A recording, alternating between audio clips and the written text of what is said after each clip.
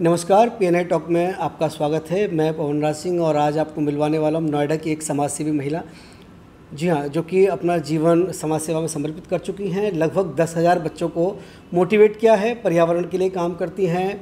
Plastic के लिए भी उन्होंने काफ़ी काम किया है ताकि प्लास्टिक हटे धरती से और वातावरण सुंदर हो, स्वच्छ हो।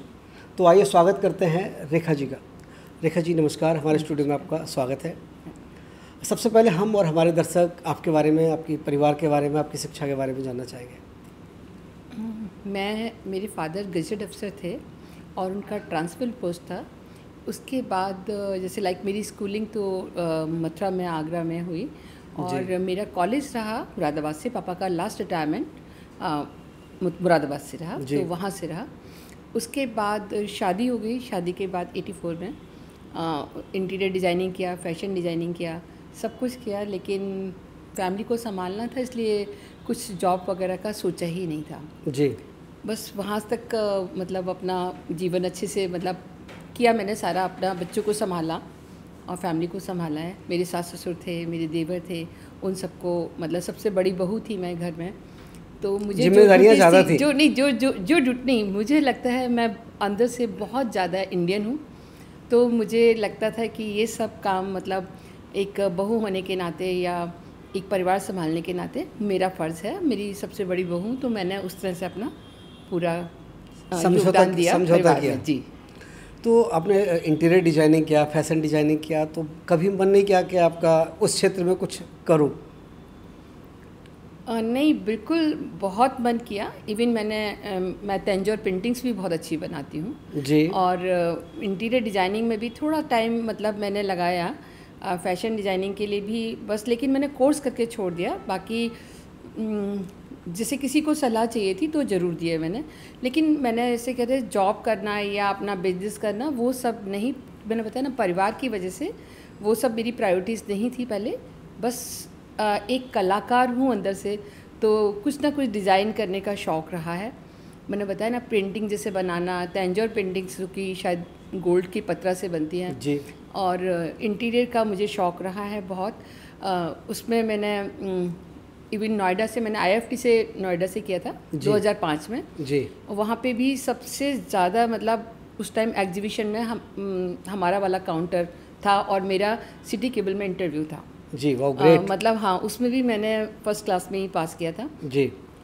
फैशन डिज़ाइनिंग मैंने ये YWCA से किया था, गोल्ड मार्केट से जी। लेकिन बस कहीं ना कहीं फैमिली की कमिटमेंट्स थी और बच्चे को ग्रो करना था, तो वो सब छोड़ना पड़ा। तो समाज सेवा में कैसे आना हुआ? जी, समाज सेवा एक टर्निंग पॉइंट सबकी लाइफ में आता है जी। मेरी लाइफ में टर्निंग पॉइंट 2005 में आया और उस टाइम मुझे दिल्ली से किसी भी वजह से हस्बैंड का कुछ फैमिली में बिजनेस में कुछ प्रॉब्लम हुआ था जी। तो मैं दिल्ली से वसंत कुंज में रहती थी मैं, वहाँ से मुझे नोएडा आना पड़ा। यहाँ फैमिली हाउस है जी, तो हम लोग यहाँ शिफ्ट हुए 2007 में। यहाँ पर भी बहुत अच्छे से मैंने था ना IFT से मैंने फैशन इंटीरियर डिज़ाइनिंग करी थी दिल्ली से आने के बाद मन नहीं लग रहा था जी। तो इंटीरियर डिज़ाइनिंग शुरू किया, कुछ ना कुछ मन लगाने के लिए। लेकिन 2007 में मेरी दीदी को जो टर्निंग पॉइंट था मेरी लाइफ में कि मुझे कुछ करना है अब, तो वो मेरी दीदी को लंग का कैंसर हुआ। सबसे बड़ी सिस्टर थी जी।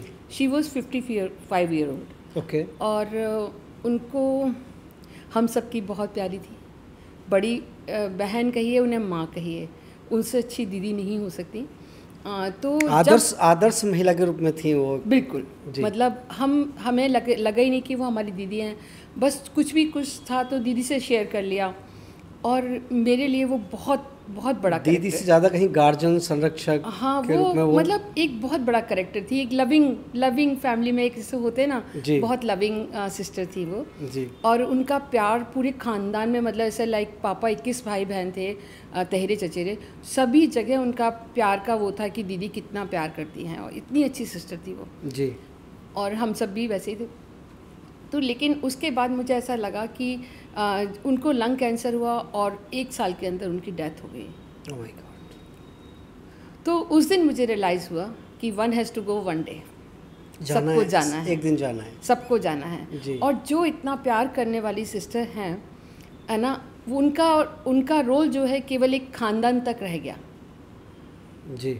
और उसके बाद लाइफ तो और दुनिया तो हम बहुत देखते हैं। तो अगर उस दिन मुझे लगा, मैंने संकल्प लिया कि नहीं, अब नहीं, मेरे को अपने लिए नहीं कमाना था, लेकिन मुझे एक चीज़ ज़रूर कमानी थी कि जो दीदी ने कमाया था फैमिली के लिए, कि प्यार बांटना जी, है ना, हर एक का दुख सुख में खड़े रहना, इस जीवन में किसी के लिए कुछ कर सकना, किसी के चेहरे पे, मतलब अगर जीवन का कोई महत्व, अगर एक दिन सबको चले जाना है जी, तो फिर मतलब आपको यहाँ तक कि घर के परिवार तक ही क्यों, फिर आप अपना जीवन कुछ थोड़ा सा विशाल कर लो और जो भी आप कर सकते हो कंट्रीब्यूट समाज के लिए, किसी के चेहरे पे मुस्कुराहट दे सकते हो तो देना है, बस ये संकल्प करके। और आज की जो कहते हैं ना कि आज का बच्चा ही कल का बाप है, मतलब फादर है, child is a father of a nation जी। तो आज के बच्चों के लिए मेरे मन में था कि जो हमारी युवा पीढ़ी है, इनको मैं नई राह दूँ, काउंसलिंग करूँ इनकी, स्कूलों में जाके, गरीब बच्चों का है जहाँ पेरेंट्स ज़्यादा काम की वजह से ध्यान नहीं दे पाते हैं या कहीं भी, तो मैंने मतलब बच्चों को काउंसलिंग दिलवाने का काम शुरू किया। तो ये मान लीजिए कि जो आप जीवन में एक घटना घटी, उससे आपने संकल्प लिया और उस संकल्प के लेने से आपका संकल्प इंडिया चैरिटेबल ट्रस्ट का जन्म हुआ। बिल्कुल। तो ये संस्था अभी क्या क्या कर रही है, ये जानना चाहेंगे। जी, पहले मैंने बच्चों के लिए ऐसे मुझे था कि मैं जो बच्चे हैं ऐसे कि child is a father of a nation, तो बच्चों के लिए सबसे पहले करना है। और अगर हम बच्चों को लिए कर पाते हैं तो हम मतलब अपने देश के लिए कर पा रहे हैं, हम कहीं ना कहीं समाज में कंट्रीब्यूशन दे रहे हैं। तो बच्चों को सही राह देना, काउंसलिंग करा, उसके बाद वो चीज़ बढ़ती चली गई। बाद में समाज में जैसे जैसे मैं बाहर आई हूँ, जैसे मैं कहीं चीफ गेस्ट के तौर पे गई हूँ और मैंने वहाँ बच्चों का टैलेंट देखा, फिर वो आपको बाहर निकल के मालूम पड़ता है कि कहाँ की ज़रूरतें हैं और क्या क्या ज़रूरतें हैं। तो वहाँ पे मुझे लगा, जैसे मुझे एक चीफ गेस्ट बनाया गया और वहाँ पे मैंने बच्चों का टैलेंट देखा। राजकीय इंटर कॉलेज से मैं काफ़ी जुड़ी रही हूँ, तो वहाँ मैंने देखा कि कमाल का टैलेंट था उनके अंदर। फिर वो टैलेंट कहीं ऐसे ही ना चला जाए। फिर मुझे लगा, मैंने फ़र्स्ट टाइम ही उन लोगों को बोला कि जिस बच्चे के अंदर जो टैलेंट है वो मेरे से कांटेक्ट कर सकता है जी। अब संकल्प की टीम ने बस वो प्रण लेके और उन बच्चों को प्लेटफॉर्म देना शुरू किया। आपके बारे में लोग बात बताते हैं कि आपने लगभग 10,000 बच्चों को मोटिवेट किया है कैरियर के लिए और बहुत सारी चीज़ों के लिए। तो 10,000 बच्चों का मतलब मार्गदर्शन करना कैसा अनुभव रहा आपका और कैसे कर पाई आप ये?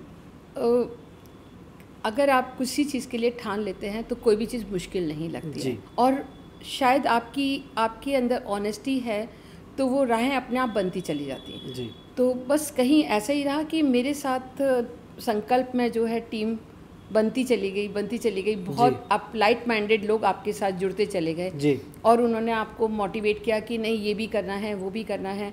और फिर हमने एक ट्रैक पकड़ा, एजुकेशन, बच्चों का एजुकेशन और एनवायरनमेंट, क्योंकि बच्चे जैसे मतलब कल फ्यूचर है बच्चे, और एनवायरनमेंट से हमारा पूरा वातावरण ही ख़राब हो रहा है जी। तो हम इन दोनों चीज़ों पे फोकस लेके चले। और बच्चों के लिए जो आपने कहा कि कैसे कर पाए, तो वो एक किस जब आप कुछ अच्छे काम करने निकलते हैं आपके साथ टीम बनती चली जाती है, लोग अच्छे लोग भी हैं और सभी ने मुझे मोटिवेट किया है। मतलब मैं जिसका भी हर फील्ड से मुझे लोगों ने मोटिवेट किया और लोग आए, जुड़ते चले गए, काम होता चला गया। आपने अभी कुछ वेंडर्स को अम्ब्रेलाज दिए, उनको मोटिवेट किया प्लास्टिक मुक्त भारत करने के लिए, स्वच्छ करने के लिए, तो क्या था वो अभियान?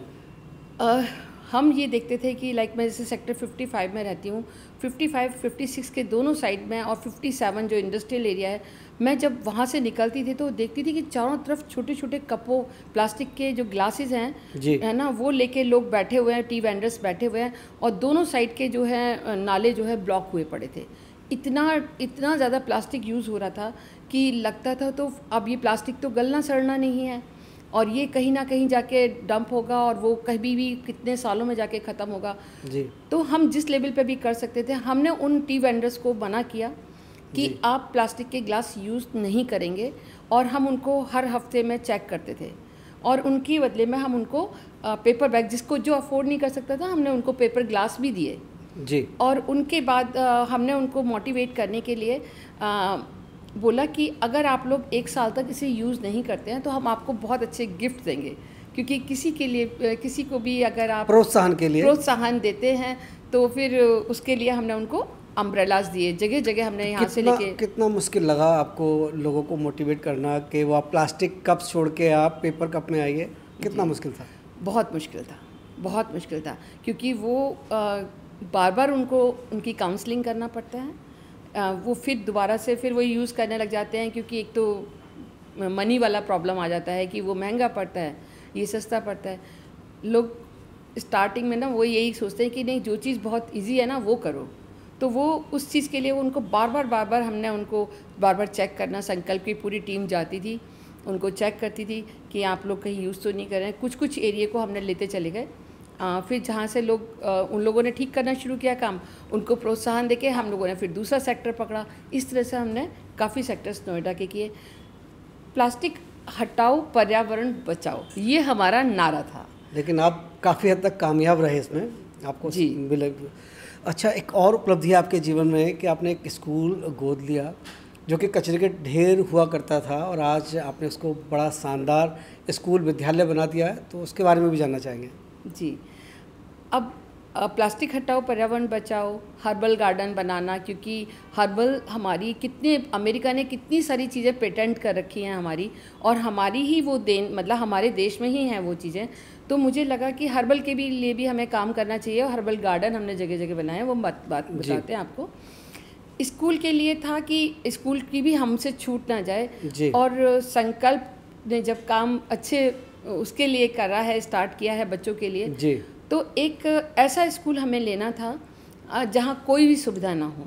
गवर्नमेंट स्कूल था बच्चों का, सरकार आदर्श प्राथमिक विद्यालय जी, और जहाँ लिटरली वहाँ पे कोई सुविधाएं भी नहीं थी, और छोटी छोटी सी बाउंड्री होती थी, जहाँ गांव के लोग अंदर और मतलब बच्चे बाहर, कभी कूद के बाहर जा रहे हैं, भरा रहता था, तालाब जैसा लगता था, तालाब जैसा स्कूल दिखता ही नहीं था, स्कूल दिखता नहीं था, और गांव के लोग आए दिन उस पर पार्टियां करते थे, गंदगी फैला के जाते थे। तो हमने BSA और DM के थ्रू, MOU के थ्रू हमने स्कूल लिया था जी, और बस ये संकल्प भी लिया था कि इस स्कूल का पूरा काया पलट करना है। उसमें फिर बहुत सारी हमारे पास आती हैं कि चैलेंजेस आते हैं कि इसको कैसे करा जाए, क्योंकि एक गांव में स्कूल होके और गांव वालों की आदत जब ये पड़ जाती है कि वो गांव में हर प्रोग्राम जो है वो स्कूल के अंदर करना है, गंदगी करना है, उसको साफ़ सुथरा, हमारा था कि साफ़ सुथरा वातावरण बच्चों को दें, बहुत एक अच्छा से अच्छा वातावरण बच्चों को, वहाँ के बच्चों को दिया जाए। तो उसके लिए सबसे पहला था कि हमें बाउंड्री वॉल ऊंची करनी थी, जिससे कि एक गेट लगे और गेट के अंदर जो है मतलब कोई भी बाउंड्री वॉल पार करके अंदर ना जाए। मतलब सुरक्षा के दृष्टिकोण से सबसे पहले उसकी दीवारें ऊंची कराई गई, रेनोवेशन किया गया। तो वो उसमें नोएडा प्राधिकरण से हमने मदद लिया, सबसे जहाँ से मदद हो सकता था हमने सबसे, बाकी संकल्प की पूरी टीम ने लेके एक क्लासरूम रेनोवेट कराए, और जो पानी पूरा भरता था उसको ठीक कराया। पेड़ नहीं था वहाँ पे एक भी, और क्योंकि 7 फीट सबसे ज़्यादा मुश्किल मुझे पेड़ लगाने में आया कि 7 फीट गहरा वहाँ पे कंक्रीट था, उसमें मतलब एक लेयर ईंट की था, एक लेयर कंक्रीट का था, तो 7 फीट था वो। कोई मशीन काम करने को तैयार नहीं थी, कोई लेबर काम करने को तैयार नहीं थी, और बिल्कुल तपता था स्कूल। उसमें हमें बहुत मेहनत लगी, 8-10 पेड़ हमने लगाए, और आज आप जाके देखिए कि उसका, प्लीज़ आप जाके एक बार देख के आइए कि पूरा हरा भरा बहुत खूबसूरत सा हो गया है वो। जी बिल्कुल, बहुत मेहनत लगा उसमें। हमने बच्चों के लिए जैसे मोटिवेशन करने के लिए उनको ये लगाया, क्या नाम है, लक्ष्मी बाई का उनके पोस्टर्स, मतलब पेंटिंग्स लगवाई अब्दुल कलाम की इलस्ट्रेशन के साथ, कि वो महान लोग हैं, उनके देख के बच्चे प्रेरणा लें जी। तो वो मतलब जिस तरह से हमने वहाँ पे गंद बहुत पड़ा रहता था, उसके लिए डस्टबिन बनवाया बड़ा सा करके, और सफाई के लिए नोएडा अथॉरिटी से किसी न किसी से कह के वहाँ पे स्वीपर वगैरह की सबके प्रबंध करके, और हमने 2015 में लिया था स्कूल। 2021 तक हमने गेट वेट लगा के उनका पूरा सब अच्छे से बना के हैंड ओवर कर दिया जी। अच्छा, एक चीज़ मैं उसमें ऐड करना भूल गई, उसमें ये तो हमने स्कूल के डेवलपमेंट के लिए किया, बच्चों के लिए हमने अलग से टीचर लगाते थे। जो बच्चे ऐसे अचानक से बच्चों ने एडमिशन ले लिया, ऐसे मतलब बड़ा बच्चा हुआ और कभी मन करा, गांव वाले से काम वालियों के बच्चे होते हैं जी, तो उनका मन करा कभी भी आ गए बच्चे स्कूल में, ऐसे 4-5वीं क्लास 5 साल का बच्चा हुआ आ गया, वो फर्स्ट में एडमिशन लेना है, अब वो उसको कुछ आता नहीं है और उसको सेकंड क्लास में मतलब जंप भी करना है, तो उसको कुछ आता नहीं है, तो उसके लिए हमने अलग से, या कमज़ोर बच्चों के लिए अलग से हमने एक टीचर रखा था। सरकारी स्कूल में सरकारी टीचर्स तो रहते हैं, लेकिन उन गरीब बच्चों के लिए जो कमज़ोर बच्चे थे उनके लिए हमने एक अलग से टीचर की हमने व्यवस्था उनके की। ओवरऑल डेवलपमेंट के लिए हमने उनके लिए योगा क्लासेस लगवाई, उनके लिए हमने painting competition, debate competition, sports, सब कुछ की। अच्छा रेखा जी, एक बात और जानना चाहेंगे, क्योंकि समाज सेवा के लिए समय और धन दोनों चीज़ों की ज़रूरत होती है। समय तो आपने दिया, लेकिन धन की व्यवस्था के लिए कितनी मशक्क़त करनी पड़ी वो भी जानना चाहेंगे। हाँ, ये बात बिल्कुल सही है। और कोई भी समाज सेवा हम जब करने निकलते हैं, आप घर से कितने दिन चला लोगे? बिल्कुल, है ना। और वो चैलेंजेस रोज़ रोज़ सामने आते हैं। थोड़े टाइम तो आपको लगता है कि चलो आप अपना कहीं जा रहे हो, आ रहे हो, सब अपने घर से खर्चा कर रहे हो थोड़ा बहुत, लेकिन कब है ना, बच्चों को कब तक वो चीज़ है। लेकिन इस मामले में मैं ये समझूंगी शायद कि मतलब संकल्प ने अगर संकल्प लिया था कि कुछ लोगों ने, हमने मिलके अगर संकल्प लिया था कि हमें कुछ समाज में अच्छा काम करना है, तो हमारे साथ उस तरह के लाइट माइंडेड लोग आते चले गए, और मतलब जिनको पैसे का लालच नहीं था और उनको काम, मतलब समाज में लिटरली काम करना था, तो वो कभी जैसे किसी ने टीचर की पेमेंट कर दिया, किसी मेंबर ने लेके टीचर की पेमेंट कर दिया जी, और जो काम हमें लगता था कि वही लाखों का है, जैसे हमने बताया ना कि स्कूल की बाउंड्री को ऊपर करना था जी, अब वो तो लाखों का काम है, फिर गांव वाले करने भी नहीं देंगे आपको। वो सोचेंगे ये तो मतलब एक नया हमारे लिए प्रॉब्लम खड़ा हो गया, एक तरफ पैसे की समस्या, एक तरफ गांव वालों को सामना करना, और 15 लाख रुपए, 16 लाख रुपए, क्या 20 लाख रुपए लगे होंगे शायद नोएडा अथॉरिटी के। तो उसमें हमने यही किया कि जो चीज़ हमसे नहीं होगी तो हमने सहारा लिया अथॉरिटी वगैरह का, और बस अवेयर करना था कि हमने उनको एक लेटर लिखा कि भाई देखिए ये जो है इल एलिमेंट्स जो है स्कूल में आ जाते हैं और फिर वो गंदा मचाते हैं, है ना, और ये सुरक्षा के हिसाब से बच्चों के लिए ठीक नहीं है। तो हमें सब तरह से सहयोग मिलता चला गया, हमें लगता ही नहीं था कहीं भी कि हमें कोई प्रॉब्लम आ रही है। जहाँ जहाँ भी थोड़ा थोड़ा पैसे का ज़रूरत पड़ता रहा जी, किसी न किसी का हाथ बढ़ता रहा आगे। चलिए, दूसरा एक चीज़ और जानना चाहेंगे आपसे कि आपके जब समाज सेवा में आपने कदम रखा, परिवार ने, रिश्तेदारों ने कहीं कुछ आपको रोका हो कि तुम कहाँ समाज सेवा में अपना टाइम ख़राब करने वाली हो और घर संभालो और चीज़ों को देखो, तो क्या ऐसे कोई सवाल आए सामने जीवन में? हाँ, ये सब तो देखिए बैलेंस है, आपको करना पड़ता है कि अगर मैंने आपको बोला ना, मैं बहुत इंडियन हूँ और मैं ये बात मैं बहुत अच्छी तरह से जानते हैं कि समाज की पहली इकाई परिवार है। अगर आपने परिवार को नहीं देखा और आप समाज सेवा करने निकल जाते हैं तो ये तो कोई आइडियल बात नहीं हुई। और मैंने जिस समय शुरू किया था समाज सेवा, उस समय मेरा बेटा ग्रेजुएट कर चुका था और मतलब नौकरी करने के मैं टाइम पे ही था, तो मुझे लगा नहीं कि अब मैं टाइम दे सकती हूँ समाज में, तो वो भी टाइम था। कुछ वो ऐसा चीज़ें होती चली गई कि वो एक दूसरे को कॉम्प्लीमेंट कर रहे थे, तो साथ साथ लोग मेरे साथ जुड़ते चले गए। तो वो समय मतलब मुझे लगा नहीं कि मेरी फैमिली ने कभी सफ़र किया, मेरी प्रायोरिटी फैमिली थी। लेकिन कुछ आप डिज़ाइन इस तरह से कर लेते हैं ना लाइफ को कि लाइक अगर कल मुझे कहीं जाना है तो मैं अपना जो स्कूल जो भी मुझे समाज में काम करना है, मैं उससे एक दिन पहले या एक दिन बाद करूँगी। मैनेजमेंट, हाँ मैनेजमेंट आप उसे कह सकते हैं। तो मुझे कभी किसी को मुझसे शिकायत नहीं हुई, पूरी फैमिली को मुझसे शिकायत नहीं हुई कि आप ये कि घर छोड़ के आप बाहर देख रहे हो या कुछ है, वो कभी नहीं। अच्छा, एक और देखते हैं हम समाज में, क्योंकि आपने बात की परिवार के संगठन की, उसको मैनेज करने की, तो आज वृद्धाश्रम बढ़ते जा रहे हैं, उसका पीछे क्या कारण है? हाँ जी, ये क्योंकि आज समाज से भी है, आप एक अच्छा आप बता सकते हैं, इसमें लोगों को जागरूक कर सकती हैं। बिल्कुल जी। मैं इसके लिए, मुझे लगता है मेरा अगला कदम, जैसे मैं पर्यावरण के लिए काम कर रही हूँ जी, और मैं काउंसलिंग, मेरा वही एक उद्देश्य था कि कहीं हम अपनी संस्कृति को भूल रहे हैं जी। आज की युवा पीढ़ी अपनी पूरी संस्कृति को एक तरह से वो एक ये जो फ़ोन है, ये यूट्यूब्स हैं, या मतलब वो ये सोचते हैं कि लाइफ ये है, वो माँ बाप की नहीं सुन रहे।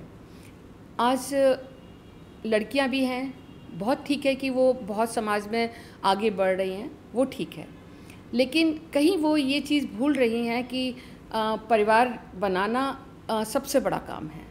अगर उस चीज़ को बैलेंस करना, क्योंकि हस्बैंड ठीक है बाहर जाते हैं, काम करते हैं, बीवी भी काम कर रही है, पर कहीं ना कहीं बैलेंस और मैनेजमेंट तो रखना चाहिए ना। आप ये तो नहीं कह सकते, हमारे यहाँ तो संस्कृति में हमें ये सिखाया गया है कि हमें अपने बड़ों का आदर करना चाहिए जी। और ये आदर क्या है, ये कि आप अपने बड़ों को ही टाइम नहीं दे रहे हैं। आज ये सब की जो हम गूगल देखते हैं, पहले गूगल नहीं था ना, हम अपने बड़ों से ही पूछते थे ना हर चीज़ के लिए। सारा ज्ञान, हमारा सारा ज्ञान जो है बुजुर्गों का अनुभव होता था और बुजुर्गों का अनुभव होता था। और आज भी गूगल भी फेल है उनके आगे। आज भी जो उस टाइम के लोगों को पता है, मैं पुरानी कहावतों पे मुझे बहुत यकीन है कि जो वो बोली गई हैं उसका कोई तोड़ नहीं है जी। वो बिल्कुल सच्चाइयाँ हैं लाइफ की, है ना। और आज जिस तरह से युवा पीढ़ी जो है बिल्कुल अनादर कर रही है बड़ों का, तो वो अपने पैरों पर कुल्हाड़ी मार रही है, मैं यही कहूँगी। क्योंकि आज उनको नहीं पता कि जो वो बो रहे हैं कल वो काटेंगे और फिर कोई भी नहीं होगा। हम अपनी संस्कृति को ख़त्म करें। बाहर वाले लोग हमारी नकल करते हैं, भारत की नकल करते थे, बिल्कुल। और बाहर वाली मतलब इवन ये कहा जाता है कि यहाँ की लड़कियाँ बड़ी कल्चर्ड है ना, यहाँ इधर की इंडियन लड़कियों से शादी करो बहुत। लेकिन आजकल लड़के शादी करने से डरने लगे, उनको लगता है कि ड्रम में पैक ना हो जाए, पहाड़ों से नीचे ना गिर जाए। पहले लड़कियों के साथ होता था, अब लड़कों के साथ हो रहा है। एक चीज़ का मुझे पता नहीं कि इसको मैं कहाँ लेके जाऊँ और आपको कोई प्रॉब्लम ना हो, पर मैं बिल्कुल सही कहूँगी कि जो हमारी संस्कृति का था जी कि एक अर्ली एज में शादी, बहुत अर्ली एज नहीं लेकिन एक एज थी जो परफेक्ट एज थी कि लाइक लड़कियों की शादी 20 साल तक, मैक्सिमम 18 से 20 साल तक होनी चाहिए थी। बिल्कुल। आप प्रकृति से देखिए ना, प्रकृति में क्या लिखा है कि कोई भी नरम चीज़ होती है, नई मतलब कली होती है, तो उसको आप मोल्ड कर सकते हो। बिल्कुल। अगर वो आप उसको एक लॉक का रूप ले लेती है तो वो टर्न नहीं हो सकती। टाइम बढ़ने के बाद चीज़ों को मोल्ड नहीं कर सकते, है ना। तो वो नेचर भी इंसान की, बच्चों की गलतियां नहीं हैं वो। अगर हमने आप उनको उस एज में जाके मोल्ड करने की कोशिश करेंगे तो वो दूसरे के हिसाब से चलती ही नहीं है। जबकि अगर आपको शादी हो कि आप दूसरे के घर गए हो तो आपको मोल्ड तो होना पड़ेगा ना, दूसरे के हिसाब से भी जिंदगी जी। और यही ब्यूटी है, यही एक ब्यूटी थी और है आज की हमारी हिंदू नारी की। ये ब्यूटी है कि वो जहाँ भी जाती है और अपना एक बिल्कुल उसमें ढल जाती है और करती है। अगर जहाँ वो नहीं है ये, तो फिर आज लड़के डर ही रहे हैं, जो आपने कहा लड़के डर रहे हैं, वो मोल्ड होने को तैयार नहीं है लड़कियाँ। सॉरी, मैं ये बात मुझे कहनी पड़ रही है, पर सच बात है कि हमारी जिम्मेदारी है ये बताना, है ना। क्योंकि हम समाज में काम कर रहे हैं और बच्चों की काउंसलिंग है, तो मतलब आप अगर कैरियर में आगे जा रहे हो या आप कुछ भी कहीं भी आगे जा रहे हो, इस डजंट मीन कि आप मतलब आप अपने बड़ों का आदर छोड़ देंगे या आप अपने हस्बैंड का या अपने बच्चों का ख्याल नहीं रखेंगे। तो ये आपने क्या तरक्की करी है? अगर आपके अंदर टैलेंट है जी, आपके अंदर अगर कुछ खूबियाँ हैं, तो आप सब जगह ही परफेक्ट होके दिखाओ ना। बिल्कुल, है ना। ये क्या कि दूसरी जगह जाके आप अपने घर में चाहे कुछ हो या ना हो, लेकिन आप दूसरे अपने पति के घर में जाते हो तो आपने तूफान मचाने शुरू कर दिए हैं। काम नहीं करना, कौन काम नहीं करता है? बिल्कुल। बिना काम के तो जीवन ही नहीं है। आप बाहर की नकल करते हैं तो बाहर तो नौकरी नहीं है। बहुत कम घरों में, वहाँ पे मतलब मेरे ख्याल से 10% लोग होंगे जो, तो वहाँ पे लड़कियाँ क्या काम नहीं कर रही हैं, अपना घर चला ही रही है ना। यहाँ पे आके आपको लगता है कि वहाँ पे नौकरी भी कर रही हैं लड़कियाँ, वहाँ पे वो भी कर रही हैं। आपने आधी चीज़ें वहाँ से अडॉप्ट कर ली और आधी चीज़ें यहाँ से, तो आपने बिल्कुल अपनी लाइफ को बिल्कुल ख़राब कर लिया। एट लास्ट मैं पवन राज जी में यही कहूँगी, लड़के ज़रूर डर रहे हैं शादी करते हुए। आपने बिल्कुल सही कहा, क्योंकि उन्होंने अपने माँ बाप को देखा है कि इतने माँ बाप ने, हमारा परिवार इतने ढंग से, अपनी बहनों को देखा है कि है ना, जमाना था कि उन्होंने सबके साथ निभाया है जी। और आज की लड़कियाँ नहीं निभाने को तैयार हैं, इसलिए हमारे घर में आके कलेश हो जाएगा। ये सोच के वो बच्चे शादी नहीं कर रहे, है ना, कि ये लड़कियां एडजस्ट तो करेंगी नहीं, एक नई मुसीबत हो जाएगी। दूसरा, यहाँ पर एक लू पॉइंट हमारा, जहाँ मैंने कहा ना, आधा हमारा समाज बाहर विदेश में बट के रह गया और आधा यहाँ के बच्चे कहीं के नहीं रह गए। जी बिल्कुल। ना वो इंडियन रह गए, ना वो विदेशी रह गए।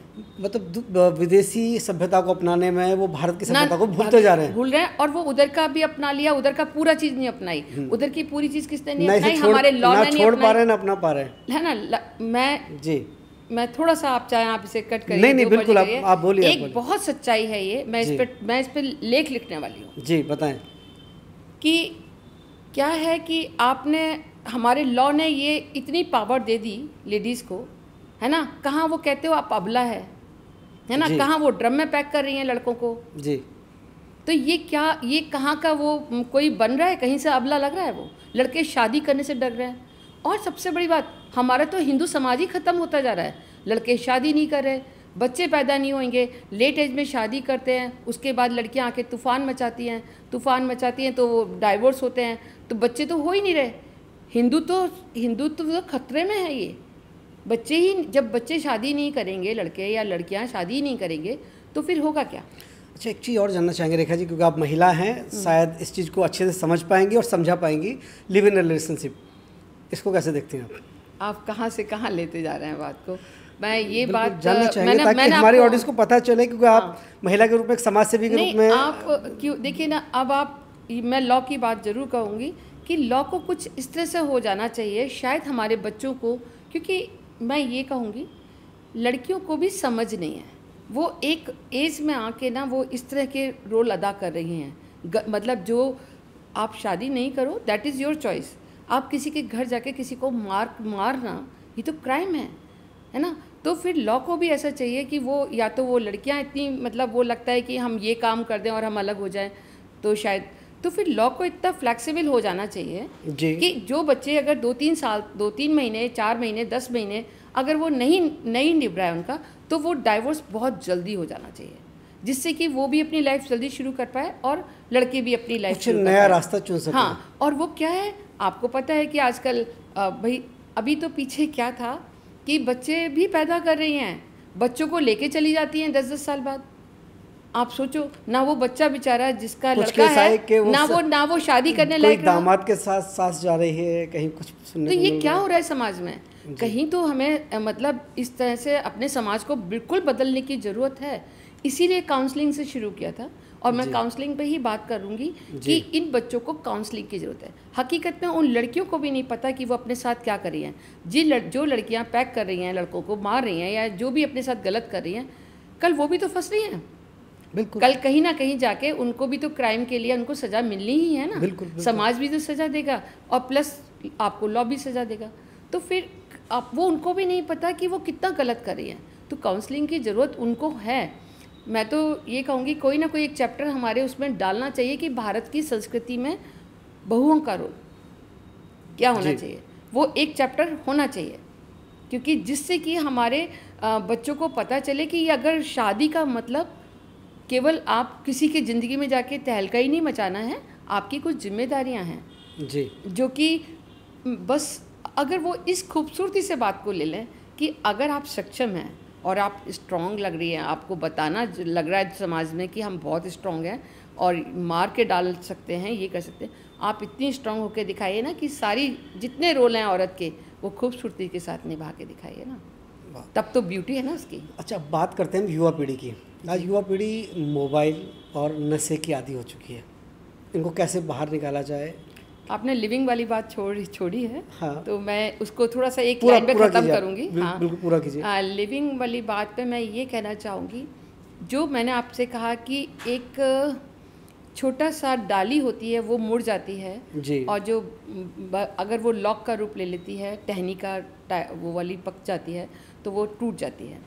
तो लिविंग में अगर जो ये हमारे यहाँ से बच्चे छोटे शहरों से या बड़े शहरों से बाहर जा रहे हैं जी, एक टाइम होता है कि एक फ़िज़िकल नीड होती है शायद बच्चों की, और वो जाके वो मोबाइल से उनको झूठ बोलना सीख लिया और उनको अभी कैरियर बनाना है, ये करना है, तो वो जाके वो एक शॉर्ट रूप अपना रहे हैं कि वो माँ बाप को भी नहीं पता होता कई बार। मैं बहुत यहाँ पर देख रही हूँ, दिल्ली में और नोएडा में मैंने यही देखा है कि माँ बाप को भी नहीं पता कि बच्चा रह कहाँ रहा है ना। और कोई जो ज़्यादा बोलने लग गए हैं तो वो माँ बाप के सामने भी यही बोल देते हैं जी। तो माँ बाप का रोल लिविंग के लिए, माँ बाप का रोल बहुत इम्पॉर्टेंट है कि वो समय से अपने बच्चों को सेटल करें, तब तक उनके ऊपर ध्यान दें कि वो क्या करें। आखिर आज टीवी में मैं देख रही थी कि अनुराधाचार्य के ऊपर या प्रेमानंद जी के ऊपर लोगों ने बोला है जी, आप इंटरव्यू किसका ले रहे थे। अगर उनसे पूछा जाए कि वो लोग इंटरव्यू किसका ले रहे थे, इंटरव्यू वो ले रहे थे हाई स्कूल में पढ़ने वाली बच्ची से, इंटरव्यू वो ले रहे थे 12th में पढ़ने वाली बच्ची से, जिनको कुछ पता ही नहीं है, जिनको यही नहीं पता कि लाइफ आगे चलनी कैसे होती है। उनको पता है क्या कि लिव इन में, और ये तुम पूछ रहे हो कि औरतों पे ये बोल दिया कपड़े छोटे पहनो, उनको अपने भविष्य के बारे में नहीं पता। वहाँ माँ बाप की ड्यूटी है, माँ बाप का इंटरव्यू लीजिए ना। बच्चों का इंटरव्यू, हाई स्कूल के बच्चों का इंटरव्यू लड़कियों का लेने का उनको खुद नहीं पता। तो जो इंटरव्यू लेने वाले हैं, बाकी कुछ लोग समाज में निकल आते हैं अपनी फ़ोटो खिंचाने के लिए, कुछ लोग अपने आप को जलूस निकालते हैं अपनी पॉलिटिकल पार्टी बनाने के लिए, लेकिन हकीकत में वो समाज के लिए नहीं है जी। अगर लड़कियों के लिए आप फ्रीडम देना चाहते हो ना, फ्रीडम दो, सब दो, लेकिन माँ बाप अपनी ड्यूटी ये ना भूलें कि कल हमें इस बच्ची को शेप देनी है, ये कल दूसरे परिवार को शेप देगी। पहले कहा जाता था कि आप अगर एक लेडी को पढ़ाते हैं तो आप पूरे परिवार को पढ़ा रहे हैं, क्या ये दो परिवारों को पढ़ा रहे हैं। बिल्कुल, शिक्षित करना आगे तक के लिए। हाँ, दो परिवार, एक लेडी अगर पढ़ती थी तो 2 परिवारों को वो शिक्षित करती थी। आज उस लड़की का वो शादी होके जा रही है और वो शिक्षित तो छोड़िए, वो किसी का आदर नहीं कर रही, तो उसके बच्चे शिक्षित है लेकिन संस्कार नहीं है। संस्कार नहीं है। हम संस्कार विहीन होते जा रहे हैं। हम अपने बच्चों में शिक्षित कर रहे हैं लेकिन संस्कार नहीं दे रहे हैं। उनको वो देना बहुत ज़रूरी है जी। मेरा तो अपना मानना है। बिल्कुल आपका सुझाव है और हमारे दर्शक सुन रहे होंगे और शायद इस पर अमल करेंगे और बच्चों को संस्कार भी देंगे और शिक्षा भी देंगे।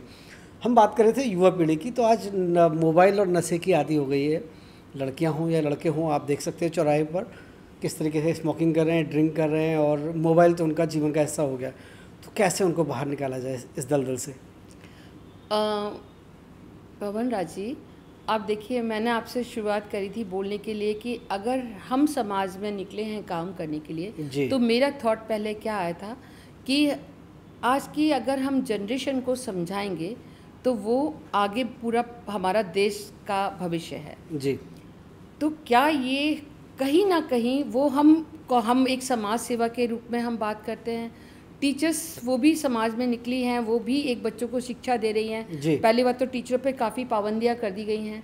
पहले भी टीचर्स होते थे, शिक्षक होते थे, जैसे बच्चों को समझाते थे उनके ऊपर कोई रोक टोक नहीं थी, है ना। हमारे टाइम में लेकिन टीचर्स को पावर थी कि वो बच्चों को पीट सकते थे, पनिश कर सकते थे। तो बच्चों ने उसका मिसयूज करना शुरू करा, माँ बाप ने मिसयूज करना शुरू करा, तो टीचर समझाने लायक नहीं रह गया। वो 2 बातें ज़्यादा कड़क करके बोलेगा तो वो इवन FIR होने लगती है। FIR होने लगती है। हम शिक्षक के ऊपर FIR करा रहे हैं। आप सोचिए ज़रा कि क्या उसने अपराध किया, कुछ अपराध किया तो किसी के ऊपर भी करिए, लेकिन क्या उसको ये राइट नहीं है कि अपने शिष्य को समझाने का, और वो मार के भी समझाता सकता था। खत्म हो गए गुरु शिष्य वाली पर खत्म, वहाँ ख़त्म हो गई। तो फिर मैं कहूँगी ना, जो आपने कहा कि कौन समझाएगा इस पीढ़ी को, मैं पीढ़ी का दोष देती ही नहीं हूँ, मैं दोष देती हूँ परिवार को। आज माँ बाप डरने लगे हैं। जब माँ बाप डरने लगे हैं कि बच्चे इसको मोबाइल दे दिया, और माँ बाप डरने क्या लगे हैं, माँ बाप ने मोबाइल का और ये यूज़ करना शुरू करा है। आप खाने की टेबल पर बैठिए, सारे लोग अपने अपने मोबाइल लेके बैठे होते हैं। बच्चा कहाँ से सीख रहा है? घर से सीख रहा है। आप बच्चों को टाइम दीजिए। पेरेंट्स को 1 साल का बच्चा, 6 महीने का बच्चा है, वो कहीं ना कहीं मोबाइल की लाइफ में उसका आ गया है। वो बिल्कुल, मेरी पोती है छोटी, आप विश्वास नहीं करेंगे। माँ बाप की बात तो अलग करिए, मैं जब जाती हूँ मैं अपना मोबाइल बिल्कुल अलमारी के अंदर रख देती हूँ, यूज़ नहीं करना। हाँ, क्योंकि बच्चा तो वो छोटा सा बच्चा वो मुझे ही देख रहा है ना कि ये भी फ़ोन पे लगी हुई हैं, मम्मी पापा तो ऑफिस में हैं, मम्मी अभी हाउस वाइफ है, वो भी देख रहा है, है ना, तो वो सीखेंगे। तो बच्चा किससे सीखता है? हम लोगों से। तो कहीं माँ बाप की गलती है, मैं साफ कहूँगी, कहीं हम पेरेंट्स डरने लगे हैं बच्चों से। जब वो छोटे होते हैं तो हम हमारा रोल क्या है हम भूलते हैं। हम मोबाइल लेके घूम रहे हैं, बच्चे के ऊपर ध्यान नहीं दे रहे। बच्चे के साथ आप कम्युनिकेशन बनाइए, बहुत ज़्यादा कम्युनिकेशन। जैसे जैसे बच्चा बड़ा होता जाता है, हमें मैक्सिमम बच्चे के साथ कम्युनिकेशन बनाना चाहिए जी, और जिससे कि वो उसकी लाइफ में क्या चल रहा है, उसके कैसे फ्रेंड्स हैं, उसकी क्या प्रॉब्लम आई है स्कूल में, तो टाइम टू टाइम बच्चे के साथ बैठ के डिस्कस करना बहुत ज़रूरी है, क्योंकि उसके फ्रेंड्स कहीं गलत तो नहीं बन रहे हैं। बिल्कुल। इवन हमारे समय में तो ये था, मेरा बच्चा अगर ये मतलब सिंपल, तब तो हमने था कि मैं एक बहुत बड़ा एक आपको इंसिडेंट बताती हूँ। मेरा बच्चा मॉडर्न वसंत विहार में पढ़ता था जी। तो मोबाइल शुरू हुए थे, मोबाइल तभी शुरू हुए थे जी। और नए नए स्टार्ट हुआ था कि भाई हाई स्कूल में था वो, तो नया नया मोबाइल शुरू हुआ था, तो बच्चे स्कूल में लाने लगे थे। इंडस्ट्रियलिस्ट के बच्चे हैं, हाँ, तो है ना, उन्हें लगता है कि बहुत बड़ी चीज़ है, हम अपने बच्चों को दे रहे हैं।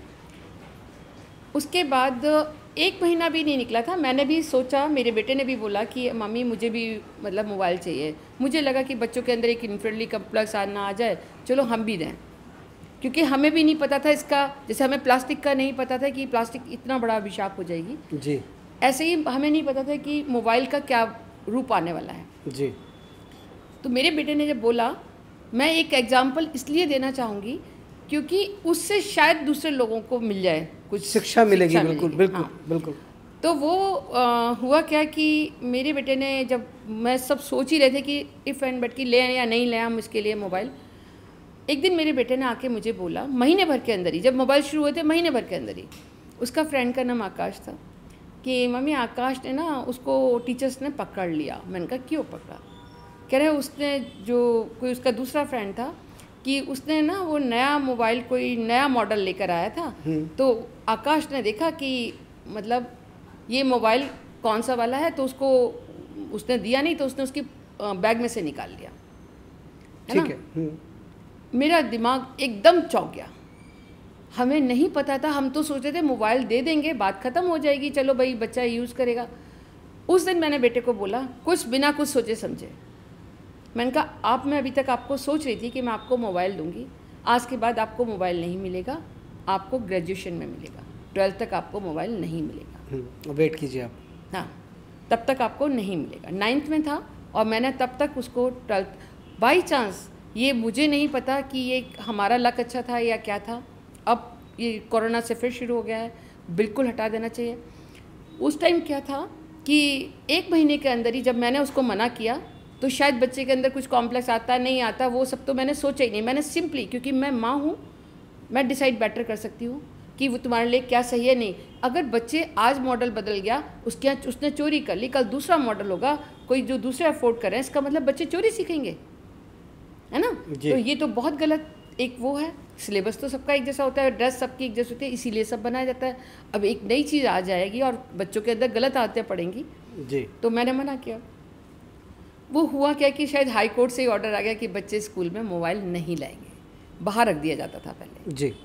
1 महीने के अंदर वो ऑर्डर पास हुआ और वो हो गया, और इतना डिसिप्लिन रहा, फिर तो कभी कोई प्रॉब्लम ही नहीं आया। लेकिन अभी कोरोना के समय से मेरे को सुनने में आ रहा है कि शायद वो होमवर्क भी मोबाइल पे दे रहे हैं जी। ये चीज़ अगर हम आज एक चीज़ से शुरू करें, हम बच्चों के ऊपर दोष लगाएं, उससे पहले हमें सारा सिस्टम को समझना पड़ेगा जी। पहले क्या था कि होमवर्क जो है टीचर्स लिख के देते थे, एक इंस्ट्रक्शन होता था, है ना, बच्चा उतारता था, बच्चा उतारता था और उसके अंदर लिख दिया। ये अगर यही सिस्टम है तो सिस्टम तो हमारा गलत हुआ ना। अब तो कोरोना नहीं है ना, टीचर्स बच्चों के साथ पर्सनल देखे कि उसने क्या उतारा नहीं उतारा, बिल्कुल, है ना। ये सबको बंद करना चाहिए। उस बहाने बच्चे मोबाइल ले रहे हैं, बच्चे मोबाइल में क्या देख रहे हैं माँ बाप को पता भी नहीं होता। एक स्कूल से एक वो मिल गया उनको परमिशन की मोबाइल, तो ये तो दिस इज़ टोटली, आप एक पूरा सिस्टम गलत हो रहा है हमारा। आजकल के बच्चे सनातन धर्म के बारे में कोई ज्ञान तो है नहीं, भजन कीर्तन में इंटरेस्ट नहीं रहा, डिस्को थे बाहर जाना पसंद करते हैं, तो क्या मैसेज देना चाहेंगे युवा पीढ़ी को कि वो समाज सेवा के लिए आएँ और अपने धर्म सनातन धर्म से जुड़ें और ज्ञान हासिल करें, धर्म के बारे में जानें? क्या कहना चाहेंगे? धर्म के बारे में जाने, पर फिर वहीं से शुरू हो जाता है कि आप माँ बाप को टाइम देना पड़ेगा कि अपने घर से वो ये शुरू करें। जब वो माँ बाप को देखेंगे, अपने दादा दादी को देखेंगे कि सुबह की शुरुआत पूजा से होती है, सुबह शाम आरती हो रही है, आरती होती है। बिल्कुल। हमारे समय में तो क्या था कि मेरे ससुर भी बिना रामायण पढ़े, बिना नहाए, बिना रामायण पढ़े बच्चे स्कूल नहीं जाते थे, और तब भी टाइम था ना जी। और आज से ज़्यादा ग्लोबल वार्मिंग हो गई अब तो, तब तो ठंड भी होती थी जी। और उस टाइम 7 बच्चों को कि सुबह नहा के जाना है और रामायण पढ़ के जाना है, तो संस्कार तो वहाँ से थे ना। पूरे बच्चों को सारे बच्चों को मेरे मतलब हस्बैंड के और भाई बहनों को सबको रामायण कंठस्थ याद थी।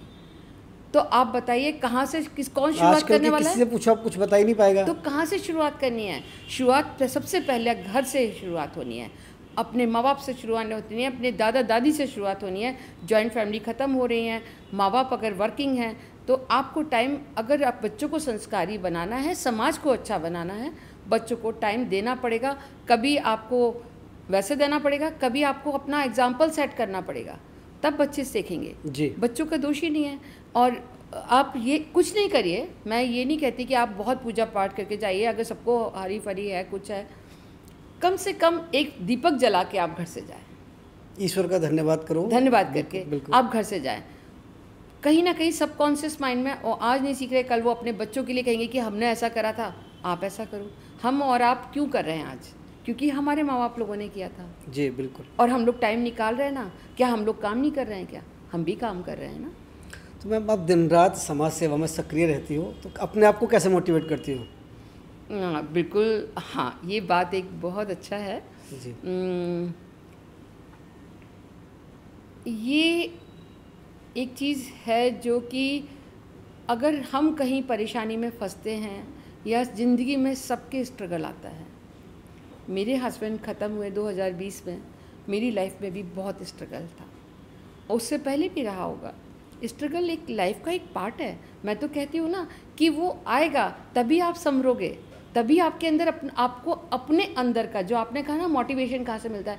अगर मेरे सामने कोई चैलेंज होगा ना जी, और उस चैलेंज को मैं पार करके जाऊँगी, तभी तो मैं अपने आप को कह पाऊँगी कि yes I am doing something.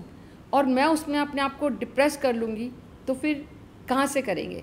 तो ये मोटिवेशन अपने अंदर रखना है, अपने अंदर हमेशा एक चीज़ रखना है।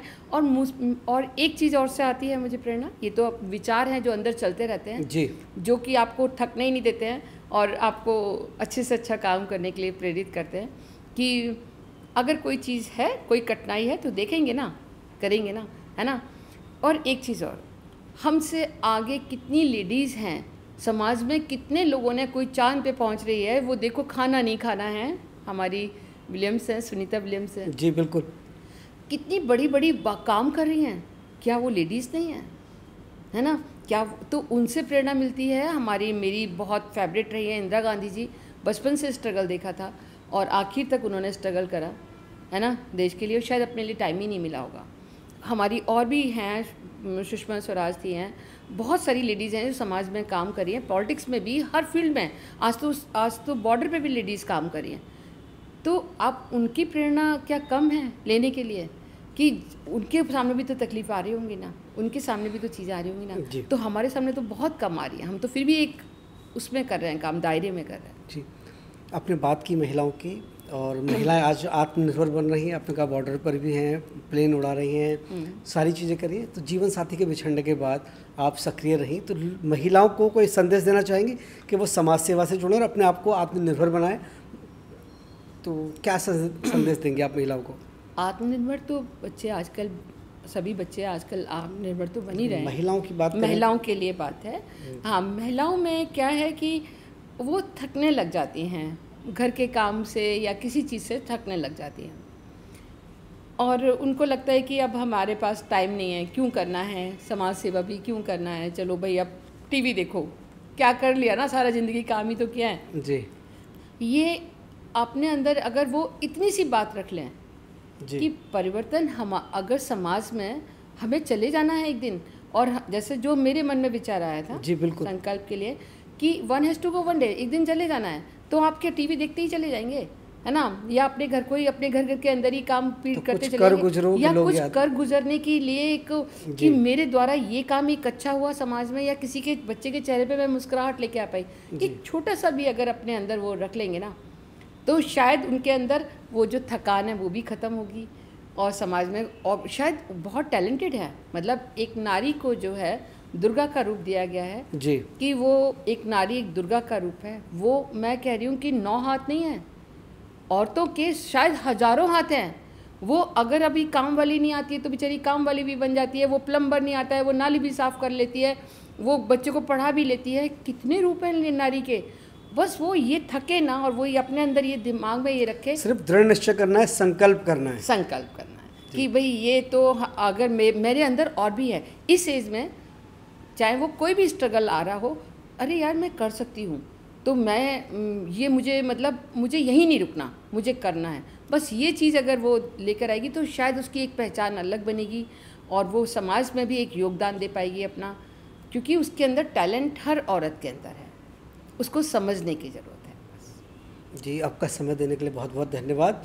और मैं कहना चाहूँगा महिलाओं से कि आपको एक प्रेरणा दी है मैम ने, तो आप उसको देखिए, सुनिए, समझिए, अपने जीवन में लागू कीजिए, अपनाइए और देखते रहिए PNI टॉक।